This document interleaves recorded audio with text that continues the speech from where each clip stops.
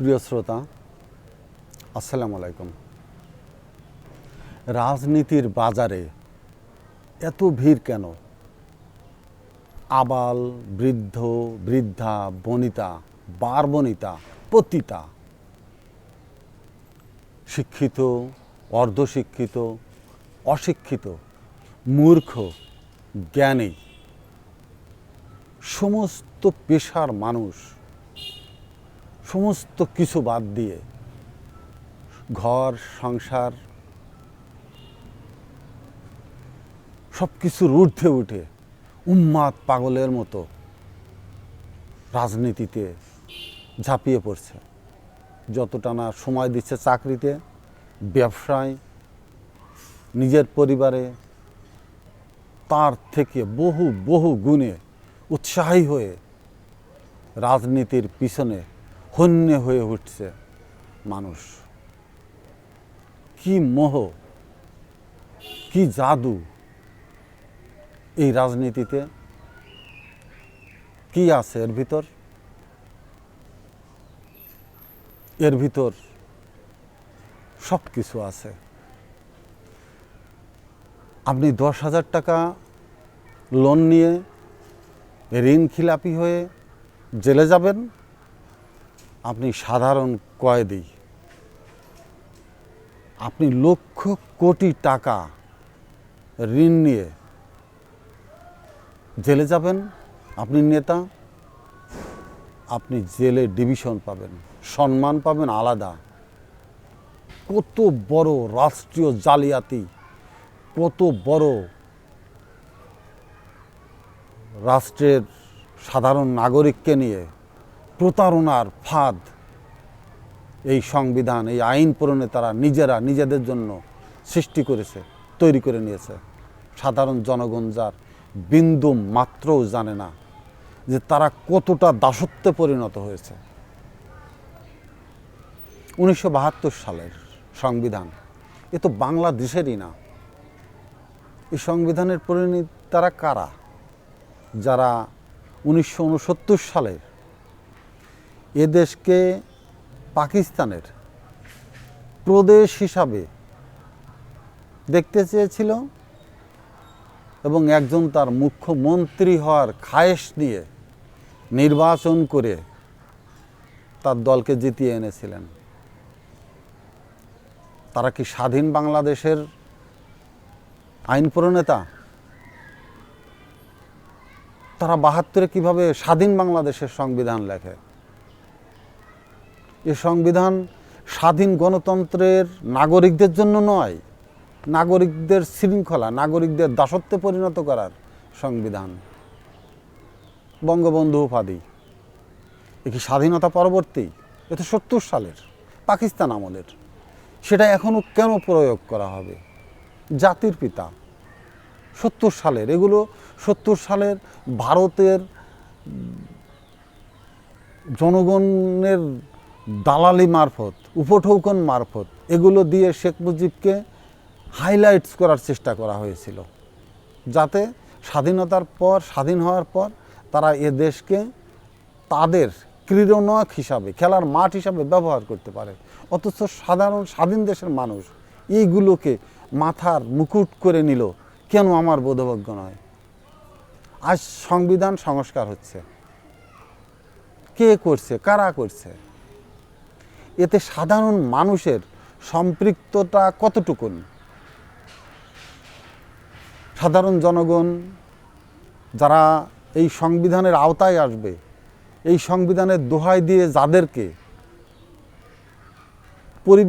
পরিবেশিত করা হবে, যাদেরকে শৃঙ্খলাবদ্ধ করা হবে, যার আওতায় এই সাধারণ নাগরিককে, সাধারণ প্রজাদেরকে এনে তাদের মেরে ধরে ইনকাম ট্যাক্স, ভ্যাট, বিভিন্ন অজুহাতে তাদের কাছ থেকে লুটে নেওয়া হবে, তাদের সমস্ত সম্পদ তাদের কাছ থেকে কেড়ে নেওয়া হবে, পরনের কাপড়, তাদের স্বাস্থ্যের সেবা খাত, তাদের ভূমির সমস্ত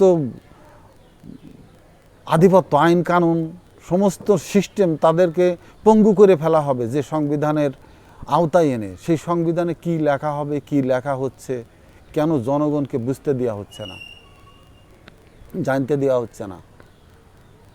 উচ্চ শ্রেণীর আমাদের দেশে স্বাধীনতা পরবর্তী যে শ্রেণী বৈষম্যের সৃষ্টি হয়েছে, অভিজাত একটি শ্রেণী যারা রাজনৈতিক সুযোগ নিয়ে, রাজনীতির যে সুযোগ সুবিধা সেটা নিয়ে পরিবারতন্ত্র প্রত্যেকটা জেলায়, কি আওয়ামী লীগ কি বিএনপি, পরিবারতান্ত্রিক রাজনীতির একটা রেওয়াজ তৈরি হয়ে গেছে এবং তাদের হাতে সমস্ত সম্পদ কুক্ষিগত হয়ে গেছে।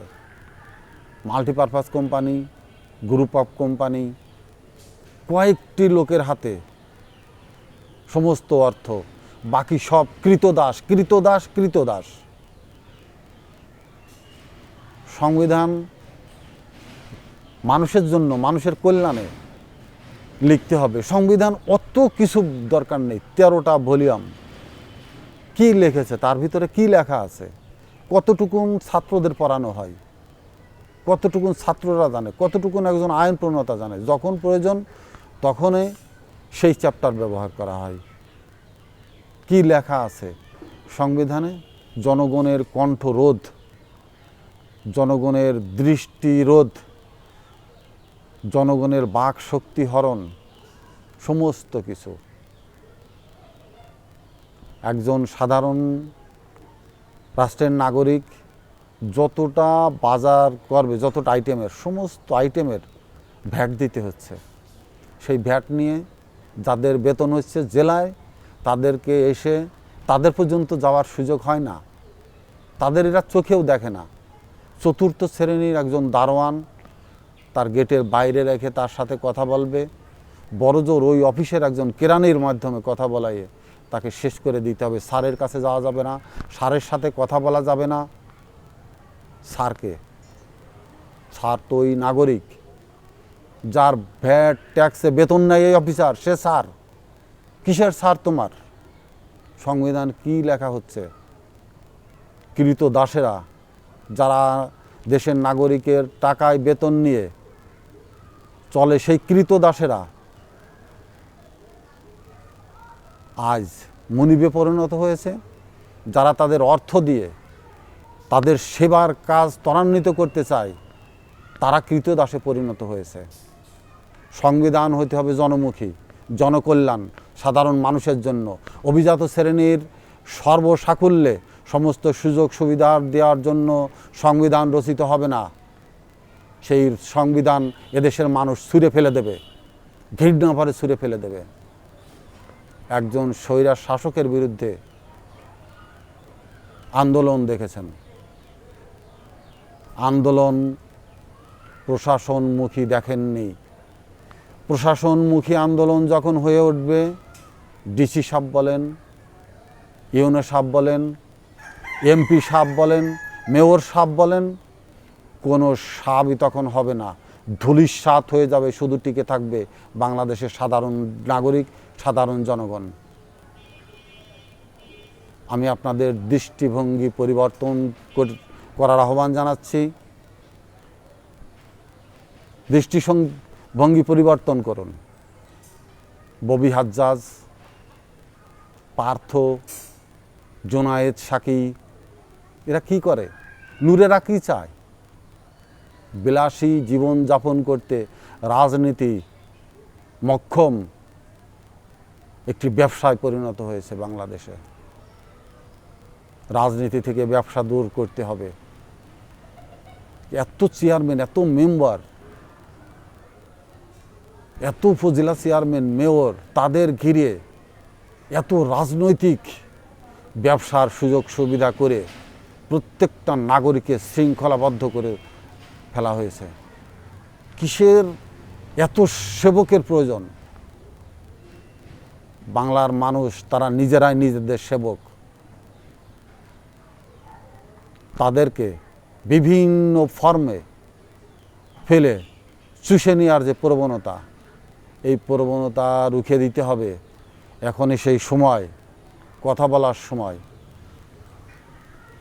আমি আহ্বান করব, যারা সংবিধান সংস্কারের পক্ষে আছেন,